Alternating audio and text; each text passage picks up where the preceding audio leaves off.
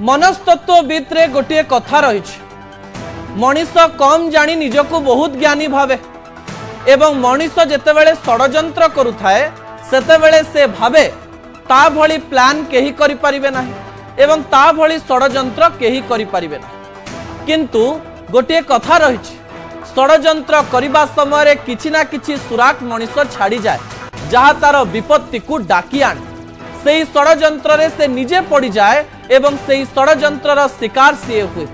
मोर द्वितीय प्रसंग उपरे आपणकर दृष्टि आकर्षण करदेवा चाहिए जहाँ गुरुत्वपूर्ण अटे फसाई देला नाली रंग।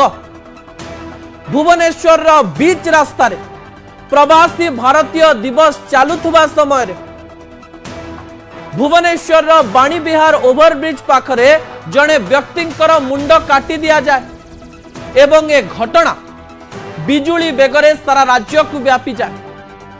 समस्ते चिंतित हो जाते राजधानी लोक मानक मनरे डर पशि जाए जे बाइक रे जाउथुबा जने व्यक्तिंकर जदि मुंड दिन दुई प्रहर रे सकाळु सकाळु काटी दिया जाई पारे ताले राजधानी रे आमे सुरक्षित तो लागुथिला।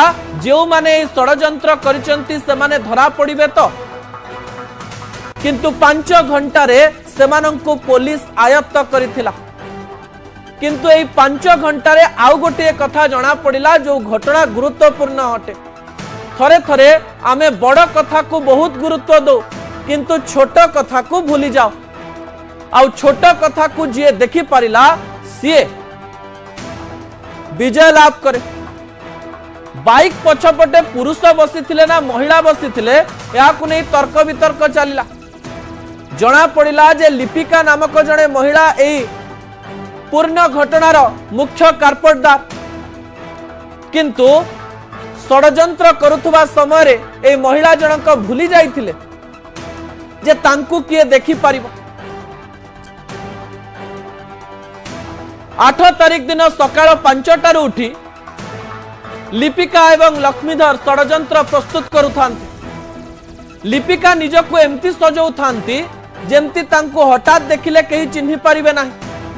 पुरुषंक भली सार्ट पैंट पिंधंती पुरुषंक भली जैकेट पिंधंती मुह को एमती लुचई दियंती आपण देखु देखु कहिबे जे ये जने पुरुष एवं ये जने महिला नुहंती।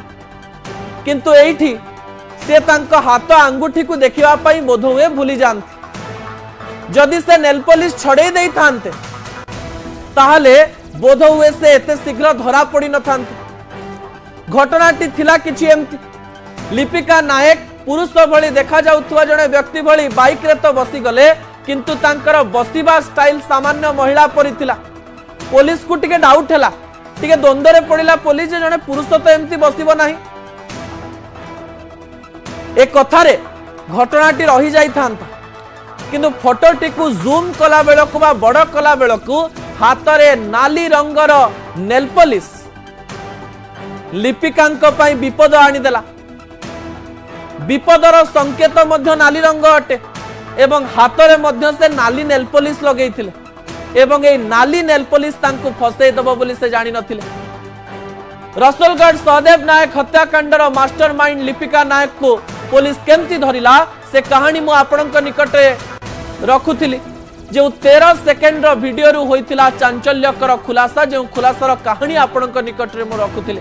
सहदेव गंडीरु मुंड अलगा करी हत्याकारी माने चंपट मारिबा पई उद्यम करुथुवा बेले जैकेट रे मुह लुचाई बाइक पछरे बसुथुवा चित्र अनेक कथा कहूथिला एवं शेषरे जना पड़िला जे ए होचंती जने महिला एवं ए महिला जनक होचंती लिपिका। मोर शेष प्रसंग उपरे आपणकर दृष्टि आकर्षण करदेवा चाहिए।